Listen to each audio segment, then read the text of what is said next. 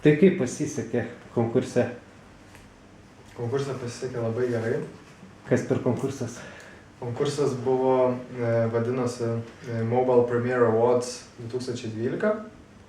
Jisai vyko Barcelonoje ir į jį buvo patekę iš apytiksliai 50 vietų pasaulyje. Geriausi appsai ir dar keletas iš internetinio balsavimo, per kurį mes irgi patekom į finalą. Kas yra appsai? Appsai yra mobiliosios aplikacijos arba programėlės. Jo, ir buvo išrinkta tenais paskui 20, kurios scenoje kalbėjo, ant scenos. Ir jo, mus išrinko irgi vienus iš tų, kalbėjom, rimta komisija išrinko, gavom prizą, tai labai smagiai pasisekė. Kokį prizą? Prizas tai iš tikrųjų ne super ypatingas, toksai svarmuo, ant kurio užrašyta, kad mūsų programėlė yra geriausia. Ir dar vieną prietaisą programėlėm kurti ir leisti. Tai labai trumpai, kokia tai programėlė ir kur ją galima gauti, pamatyti? Mūsų programėlė tai yra papildytos realybės žaidimukas, kuriame reikia auginti pliušinį virtualų meškiuką. Ir jį reikia maitinti, jį reikia prižiūrėti, linksminti ir su juo žaisti. Tame žaidime yra pora režimų. Vienas, kuriame tiesiog galima su juo pažaisti, jį prižiūrėti ir pamaitinti, o kitas režimas, kur su juo galima pažaisti veiksmo žaidimą. Taip pat galima tą meškiuką šiek tiek pritaikyti pagal savo reikmes. Na ir ten dar numatoma įvairių kitų priedų į tą programėlę.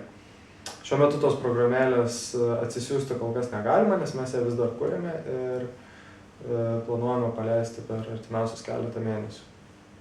Tai pažaisti galima nebent susitikus su mumis. Atėjus į hubą, suradus mus ir paprašęs mus. Taip. Tai programėlę kūrėte hube? Kas tai per vieta? Kaip? Šiaip pati idėja mums jo gimė sėdint hube.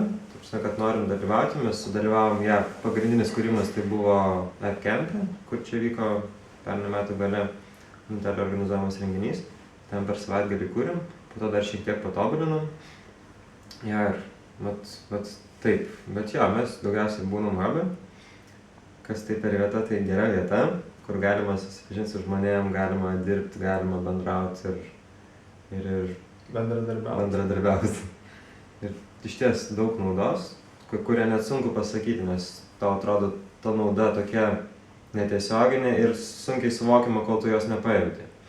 Tai iš tiesų daug kam atrodo, kad galima sėdėti tiesiog namuose ir dirbti savo vienam, bendrauti galbūt su tais, su kuriais bendradarbiauji per kokį Skype'ą ar paštu ar dar kažkaip. Bet iš tikrųjų, kai ateini į hub'ą, tai viskas pasidaro daug paprasčiau, daug greičiau ir daug lengviau paskirstyti savo laiką, susitikti su žmonėm ir bendradarbiauti.